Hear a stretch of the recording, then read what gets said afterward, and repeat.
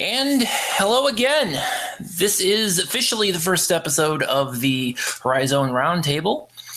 This is for Horizon League fans near and far. I'm Bob McDonald. I am the Cleveland State columnist at More Than a Fan Cleveland. You can catch me every week at cleveland.morethanfan.net and on Twitter at Bob McDonald. And as always, I have with me Jimmy Lemke from Panther U. Take it away, Jimmy. Hello, everybody. How's everything going this weekend? And, of course, you can catch Jimmy on PantherU.com. That is the website. It's been there since we're going to be, wow. It will be 7 years in May since Panther U was started. So how many years go by? Yeah, it's pretty nuts how much just Horizon League action I've absorbed in my time as at this program. So I'm excited because we did do the episode. What was it, 2 weeks ago?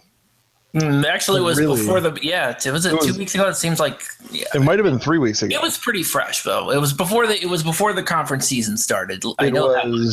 It was a couple weeks ago, and it was really episode 0. So this really is the first episode. That's right. So I'm pretty excited. I know you're pretty excited. So we should get this kicked off. I am super pumped, and the reason I'm super pumped is the second segment, second part of this podcast. We're gonna have our first guest.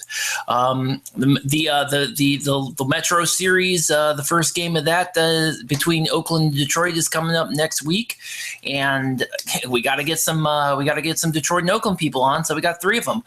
From Detroit, we got Carrick Jones. He does radio for the student radio station, and he writes for the Varsity. We also have Brian Everson from Press Row Sports, covers Oakland very, very well. And we also have Matthew Dudek, who runs Grizz Talk, the Oakland fan message board. So I'm looking forward to having that. Definitely a heated rivalry, and that is going to be absolutely exciting. I'm very excited. There may be a little talk with Brian Everson about doing we had tried to do a website called thehorizon.com, which has given the name to this. In fact, the logo that we use for this podcast is originally from that website. And Brian and I had started a website because we wanted to cover all of the teams, and the problem was that we found was that we didn't have enough content from different people, and it was hard to keep everything moving in the right direction. I'm not a great manager of a lot of people like that, so it didn't do so well. But Brian and I may be talking about doing something similar in the future. In fact, we just started talking about it today, so we may talk about a little bit about a project like that, but definitely the Oakland-Detroit rivalry. Oh, yes. Big news of the week. Absolutely. And I mean, as a Milwaukee fan, obviously, I'm looking forward to our trip down to Valpo on Thursday, but I mean, Detroit and Oakland didn't play forever. Been in the conference for a few years. Oakland's been here for a few years, so now we're really getting to the meat of that rivalry. So I'm glad to see that we're really getting into the meat of the schedule. As much as rivalries as they are, they do have one thing in common. They both got pounded by Valpo this week. Yeah, they did. And the surprise was really the Valpo-Oakland game on Friday night. I mean, you talk about that was supposed to be like the marquee matchup. Period. It was in the arena, and Valpo just pretty much had no problem taking care of Oakland at all. I mean, I saw the game on Friday night. I was like, okay, where's the game? I mean, yeah, K-Felder got his points, but man, that Valpo team, there is a reason why they, even if they don't win the tournament, you got to make a consideration for them for an out at large, because they are just absolutely just monsters. They're getting into that territory, and their schedule really, I mean, I think they'd be shoo-ins for an at-large bid if they didn't have that Ball State loss on their schedule, which just looks so terrible, and it gets worse as Ball State gets crushed in the MAC. So Yeah, that's like the only blemish though. But the rest of them, you've got Belmont, you've got Belmont. Oregon The State. Belmont loss was close, and they beat Belmont earlier in the year. Exactly. And they lost at Oregon, so it wasn't. It's not like Valpo has a bunch of bad losses. They have 2 close losses. Mm-hmm. Right? All 3 of their losses are close, and only one of them is really all that questionable. Sure. And Oakland is a little of a surprise because you had Oakland. This was supposed to be the bounce back game as well as the marquee matchup because they lost to Youngstown State. And we'll get a little bit into the whole Youngstown State thing in a minute. But then Valpo turns around today and Sunday, and they just completely obliterate Detroit. The second half, of course, Detroit mounted themselves a comeback, but in the end, Valpo is just Valpo. I'm surprised. The only thing I was surprised about was that Valpo didn't score 100. The real good thing about what Valpo does that they do better than everybody else is defense. Yes. Wright State has a pretty fantastic defense. Oakland itself does pretty well for itself on defense. They just have a lot of possessions, but Valpo, what they do well, they guard the perimeter very well. Over the season on defense, opponents are shooting just a hair short of 31% from outside the arc. That's not a green light, for any individual player. So you're really in this day and age where 3-point shooting is a big part of a lot of teams.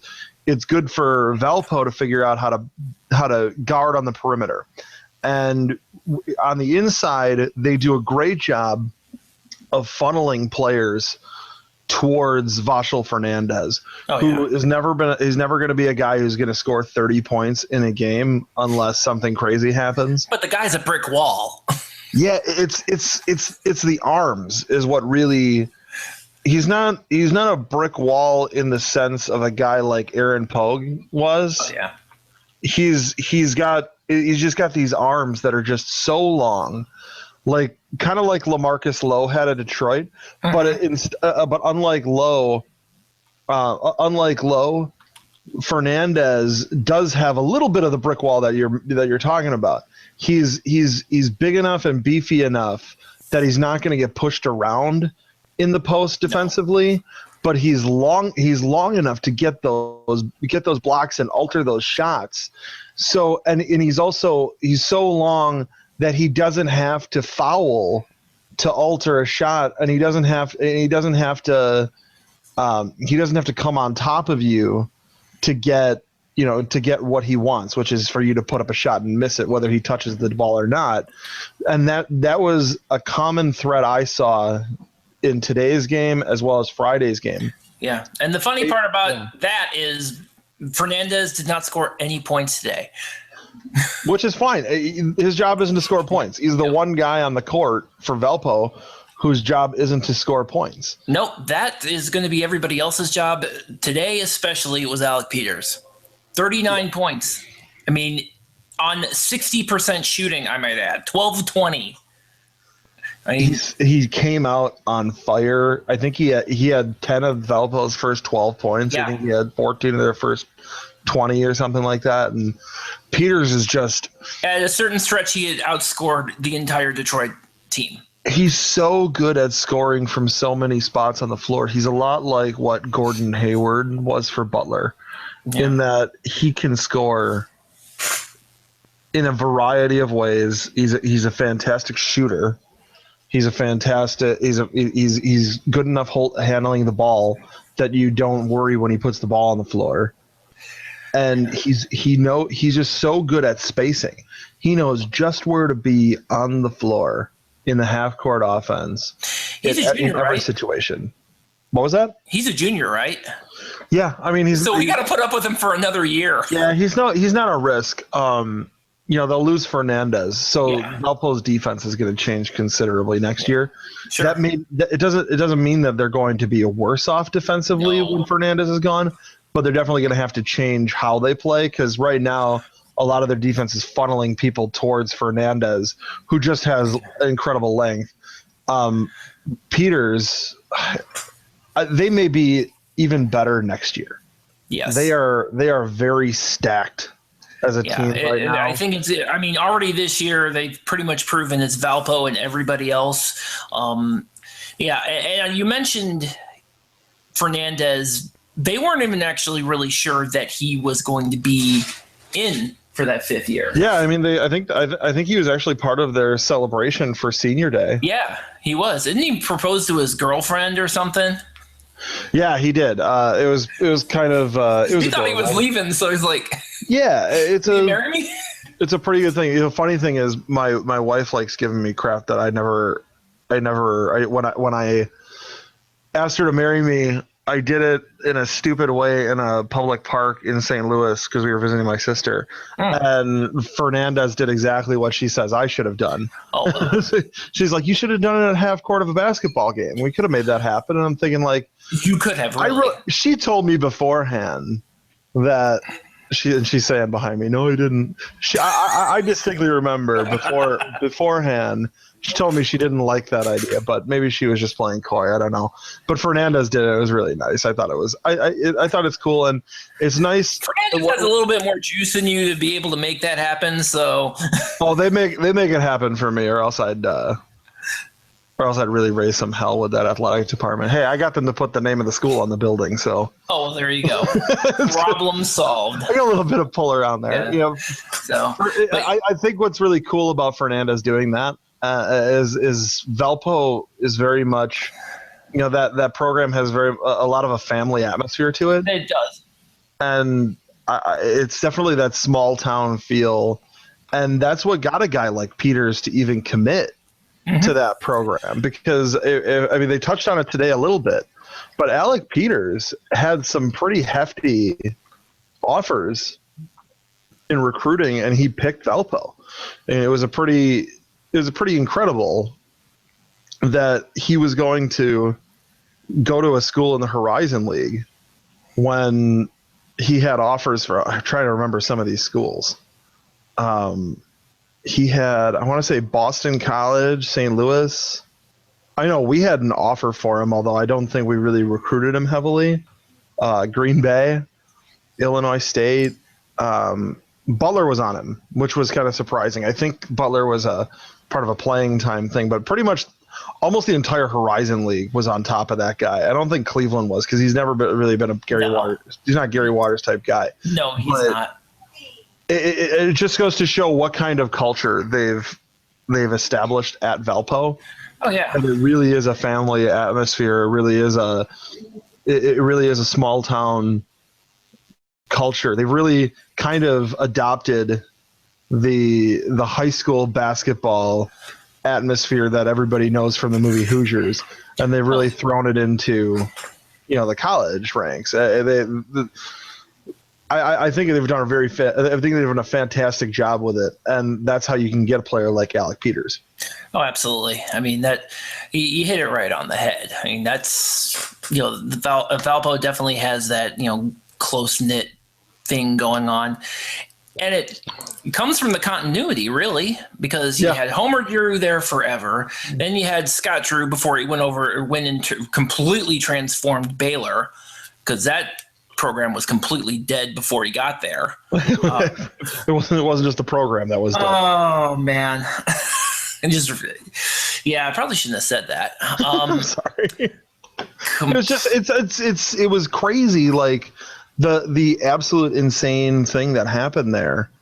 And you had to be for a person to be willing to walk into that situation, which is so unfortunate, and it's really sad that a lot of that stuff happened at Baylor. It really did. I mean, but you have to have a certain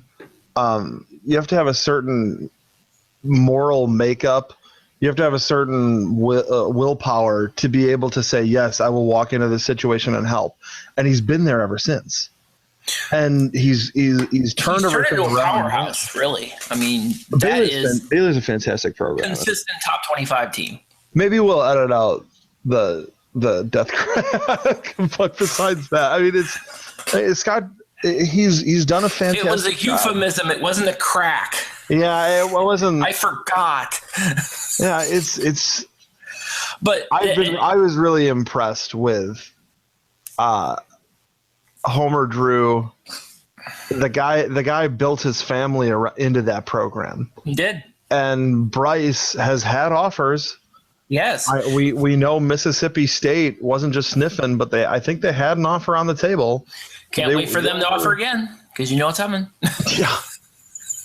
And there's a few there. I mean, there are several teams that have offered our coach Jeter, but I know that I'm sure Bryce, in half the time that Jeter has been here, has gotten as many or more offers to come coach different schools, and he's stuck with it. And I think that as long as they can keep Bryce Drew, they're going to be set with how they keep that program running. If he moves on, you hope to hold on to somebody that can keep that going, but you just don't know. You can never know. Is there another Drew around? I probably should have. I think anytime I go to Valpo, I should always ask: is there? They have a sister. I know that. I'm pretty sure they have a sister. Oh, okay. Well, maybe she can coach. Yeah, maybe she can coach. But yeah, I don't think Bryce is going. There's one thing I wanted to touch on before we moved on from Valpo, which was there's something else that they've done that I don't think a lot of people have really paid attention to over the years, and that's that they recruit Europe very well. They recruit abroad in an incredible fashion. On this year's team alone, Fernandez is a foreign player, Skara is a foreign player. You have, let's see, Tavon Walker is a foreign player. Mm-hmm. Yeah, Tavon's from Canada. And yes. Shane Hammock is a former player, although he's a foreign player, but he started at LSU. It's just that we have a fan here named Paul Spacuzza. He's a longtime member of the Freak message board, and he's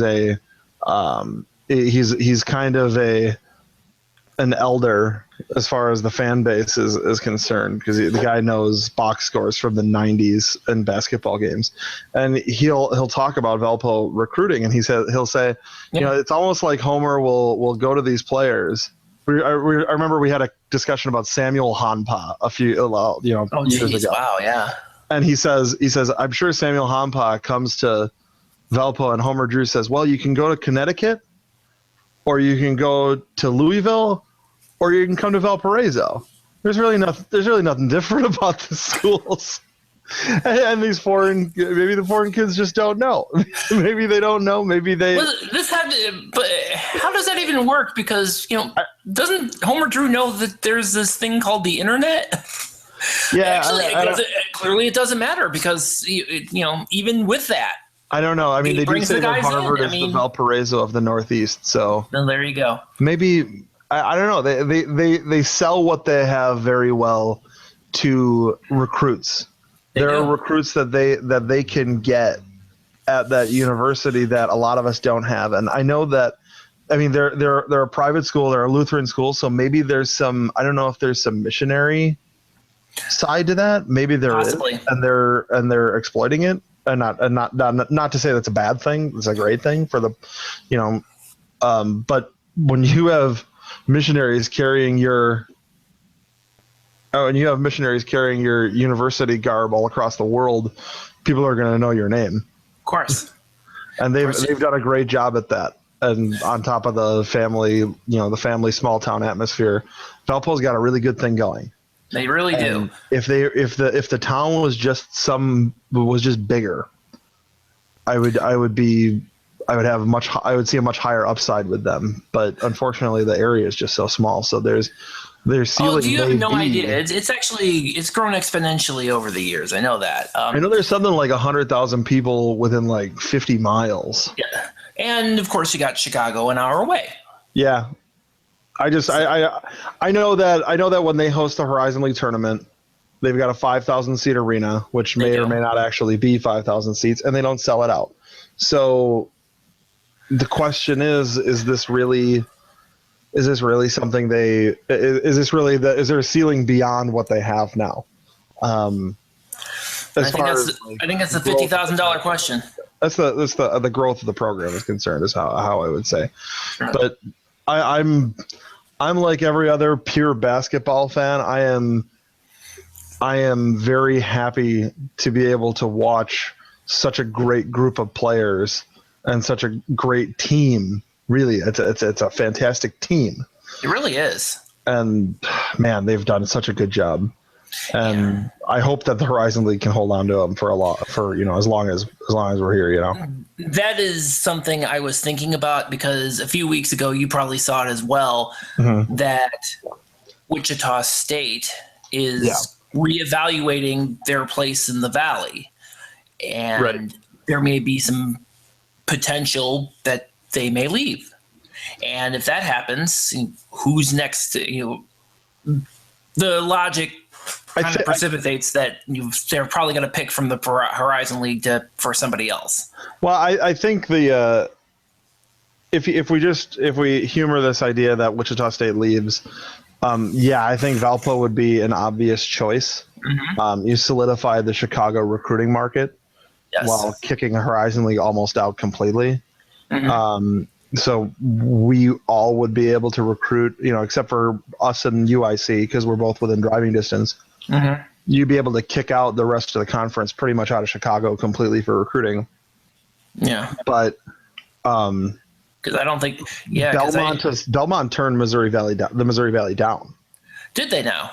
They did. The president, and I think he actually went on the record stating that both the Horizon League and the Missouri Valley, he didn't feel added enough exposure nationally for Belmont for it to be worth it to Belmont to leave their new Ohio Valley Conference to go to that, to move up to one of those.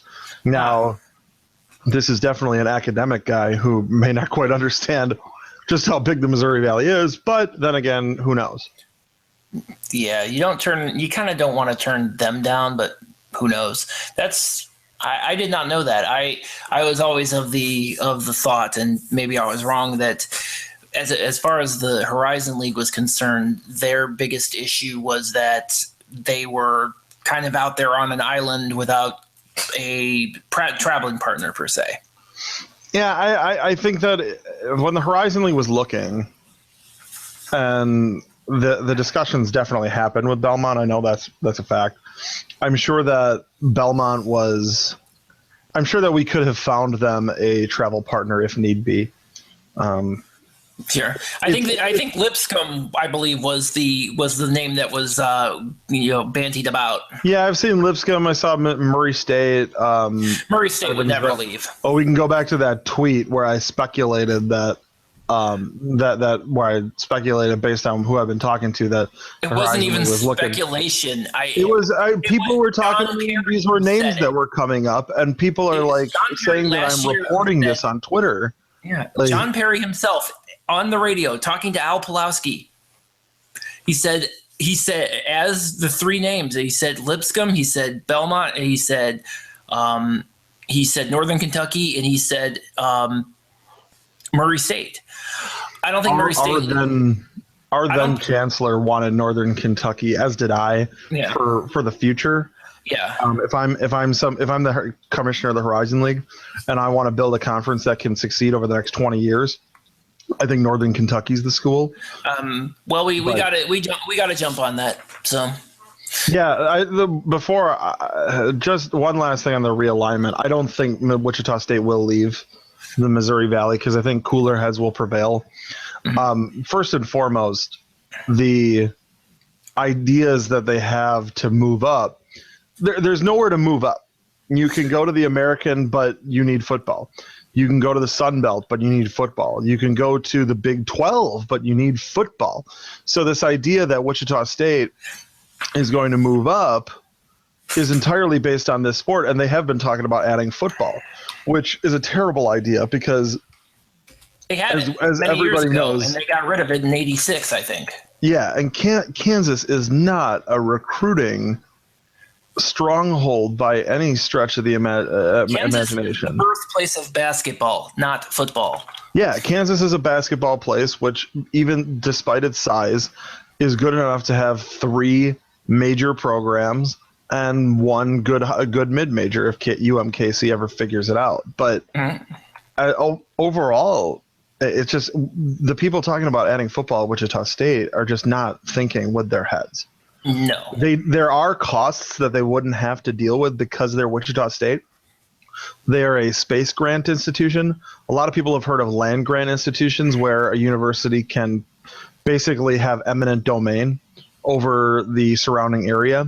So like here in Wisconsin, it's University of Madison. In Ohio, it's Ohio State. Of course. You have your designated land grant school, and they can basically buy whatever they want. They just they can use eminent domain, or who they're buying from can take the offer before they use it. Whereas there's something called space grant, which is what Wichita State has, which means that Wichita State is an air hub for research institutions. So part of that is that Wichita State has a fleet, has an airfield, as well as several planes. They've basically got their own charter planes. Yes. Greg Marshall, if he wanted, could board a plane and go to Cleveland and recruit a player without the university spending a dime, because all of it's taken up because they are a space grant institution. So that would explain Anton Grady. Okay, thanks.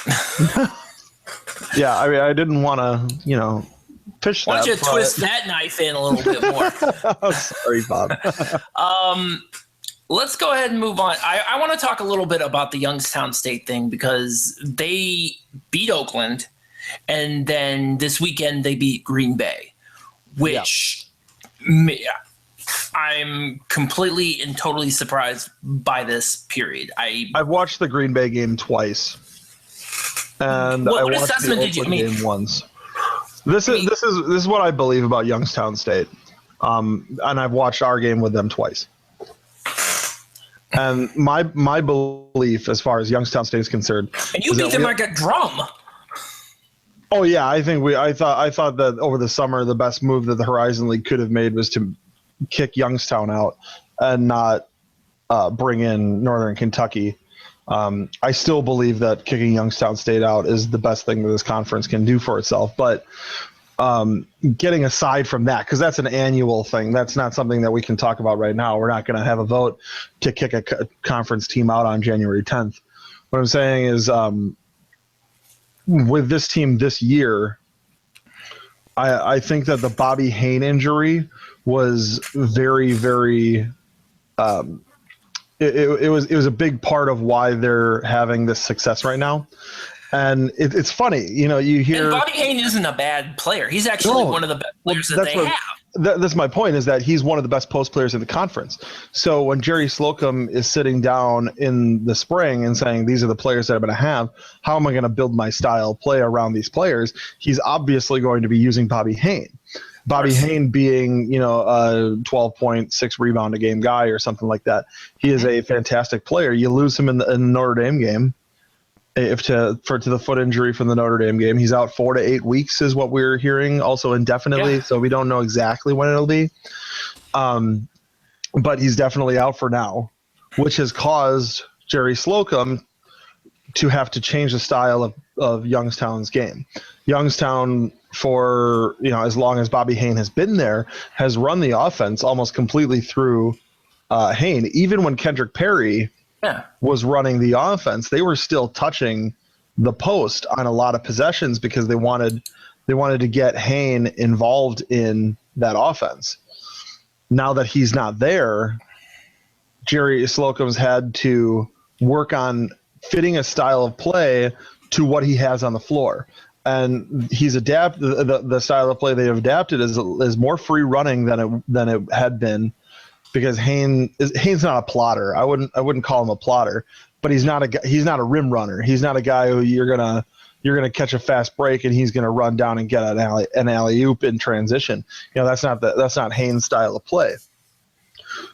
The other guys on the team, though, do fit that transition offense, do fit more of a smaller, quicker game. So Youngstown's playing a different game that suits its roster, its current roster better than maybe even the former one did. And that has caused these Horizon League teams in the first 4 games that they've had. It's caused these Horizon League teams to look at them and say, "Who are you?" You know, we don't know what this team is. You know, their loss at Detroit was by 9. It was not a bad loss. Detroit, in fact, I think wasn't Detroit's first home loss might have been today. It was. Yeah, and yeah, this was their first home loss was today. So it was against Valpo, so right. So Youngstown State, they were rolling too. I mean, Youngstown they scored 87 points in that game, so they were definitely running. And Detroit scores a lot too, so there wasn't much defense. But my point is that they could very well be 3-1 right now, and a lot of it just has to do with the fact that this is a team that, although when you're scouting somebody and you're sitting your players down to go over the scout, you know, you're looking at game tape from the whole season. Mm-hmm. And Youngstown State's game tape features a guy who gets a lot of the offense running through him, and he doesn't exist anymore. He's not there. So you have to take him out and say, well, they've changed it to this. Well, a player who's looking at film, you know, you can see it on their faces. I've been in many film sessions where you talk about a guy who's been injured and he's not in the game, but they're still going to be looking at that kid. And it's hard to really understand because you can't see how they've done. I know that our team, when we were getting ready, when they were doing the scout for Youngstown, they threw out basically the entire video, and the video coordinator spent, I think he spent like 2 days just picking apart the Detroit and Oakland games just to get it ready for the assistant coach to do the scout. That's a hard job to do in such a quick turnaround. And that's not to say that Green Bay didn't do that and that's why they lost. That's to say that we didn't have much tape. And we shot very well in the first half. So we easily weathered their run in the second half. Green Bay couldn't hold on to that. Oakland couldn't stop them. And it's because all 4 teams, Detroit, Oakland, Milwaukee, and Green Bay, have seen a different Youngstown State team than everybody else has seen this season. So I think that the team fits a better style now, but I also think that Youngstown State's time in playing well and winning games is somewhat numbered. And the reason for that is that every game they play, there's more tape on them without Bobby Hayne. So when they come into their games next week, are they playing you guys? Is it your turn for the travel partner rivalry game next week? That is a good question. I should know this information, and yet I do not. I want to say if it's Cleveland State and Youngstown State on Friday or Saturday. I think it is. Actually, no. Yeah, we're the travel. Actually, we hit. Youngstown State's at Northern Kentucky, and Cedars at Wright State, and then Northern Ohio, Southern Ohio trip. Yeah, exactly. So that's what's going on. And then from there we have the and then of course we have the and then they flip it around and then moving on from there. But I think by the time they get to Wright State, they'll be 3-2 because it's Northern Kentucky's just the young pups in there, and they're not going to, they probably will. Wright State will probably, by the time they get to Wright State, though, I think they'll probably have figured it out. Wright State's not going to let them run. No. That's something that Detroit and Oakland, here's the thing, Detroit, Oakland, and Green Bay will let them run. We tried to keep it slowed down a bit, and that worked for us. So I don't think Wright State's going to do that because Wright State's going to be the best defense they'll have faced. Wright State has more tape on the Hainless Youngstown State team than any of us had. So my guess is that Wright State will handle them and then from then on, they're just going to settle back into being Youngstown State because they don't have a post presence. They really don't. Possibly. Yeah, you're probably right. I mean, that's, unless they kind of find a answer. Hey, Bob. Bob, I can't hear you, Bob. Bob, we're gonna have to stop and pick it back up because the it's not working right now. I'm getting it like you're auto tuned at the moment. I'm gonna hang up. Let's kind of. All right, go ahead and stop like then. Oh wait, yeah. There you went. There you are. Oh, you hear me now? Okay. Yeah, you're fine. You're fine. Okay, cool. If it starts dipping again, I'm just gonna say let's just cut it and restart it again. Yeah. So that was the So I had mentioned the fact that I was talking about how you were we agreed about the Youngstown State probably not getting past Wright State at all. And then that would be my guess. Yeah, and I think theoretically everything will return back to whence it came, possibly. I hope not. I always want to hear that Youngstown State's going to turn everything around and they're going to become a program that's hard, that will win a lot of Horizon League games. I'm never expecting it to happen. Well, this year they have the extra added benefit. They kind of don't have to be. They're not going to be the anchor this year. I've said that many times. Yes. Over the years, but this year they're not going to be they're not going to be the anchor. It's going to be UIC. Yes. Because Stephen McLean, he's got some work to do. I mean, he's got Dikembe Dixon, but he's still got a lot of work to do. So he got UIC, and then you got Cleveland State, which is I don't know. I think if you put the bottom four teams in a pile, if you put Cleveland State, Youngstown State, Northern Kentucky, and UIC together, I think that Cleveland State's the team that comes out on top of the four. It may be NKU. I just don't know if they're really ready for prime time because when they played here at Milwaukee on Monday, they did okay. They started out fantastic because they shot the lights out to begin the game, and we don't have a good defense, so it's easier to shoot the lights out against us than other teams. But then once our team settled in, I mean, we just floored them. I think in the past, what is it? I think in the past. I want to say in the last 25 minutes of the game, Milwaukee just owned Northern Kentucky, and I'd like to think that they can be really good right away, but I'm not holding my breath.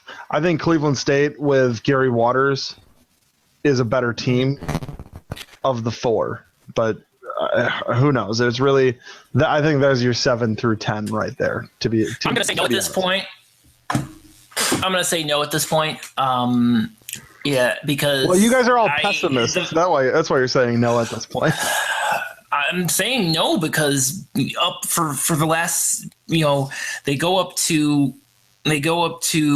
Oakland and get pretty much run out of the gym. They go up to Detroit, which I thought was probably the most winnable game out of all of that, and again, always the second half mistakes, turnovers, fouls, and you saw that. Oh, yeah. It drove me crazy. I was pulling my hair out during that game. I mean, it depressed me to the point my column this week was actually about former Viking Stipe Miocic, who just has got a shot at the UFC heavyweight title. That's how depressing that was. So, and then this week, they go up 15-2 on Green Bay, and then that was it. Not only that, Gary Waters kicked a kid off his team. Miles Hamilton is no longer on the team anymore. Yeah, what happened with that? We saw that on Thursday night. He got into it with Gary Waters, and Gary Waters told him to not only get off the floor, get out of the arena. The next day they announced he was gone. He was dismissed. He is no longer. And to make matters worse, one of our super walk-ons, Daniel Levitt, looks like he's got an ACL MCL tear. All right. Well, I think we should pretty much wrap it up by now. I'm thank you guys for sticking around a lot longer than no problem. we had talked about. I thought this was a fantastic job. Bob, did you have anything to say before we wrapped it up? Nothing. Other than the spiel. I mean, you can catch all of us on forlights.fm, and you can follow us on. You can catch the podcast on iTunes and TuneIn. So yeah, iTunes, TuneIn. I think we're on SoundCloud too, aren't we? Yes, we are. We're on SoundCloud, and for you degenerates like me who have a BlackBerry still, it's also on Nobex Radio. So there's BlackBerry still exists. I own one. Thank you. I might get a BlackBerry, or I might get a Razr. I don't know. Do you still make the Motorola Razr? Yes. Yeah. No. Of course not. They moved it over to Droid. No. BlackBerry actually makes an Android-based phone now, but it costs $750. So $750. Well, with yes, open source programming system. Great. All right, guys. Well, thank you very much for coming on the Horizon Roundtable. This was actually a roundtable today. Bob McDonald from Cleveland State. Myself, Jimmy Lemke from Panther U. Have a good one. We'll see you guys next week. We'll see you next week.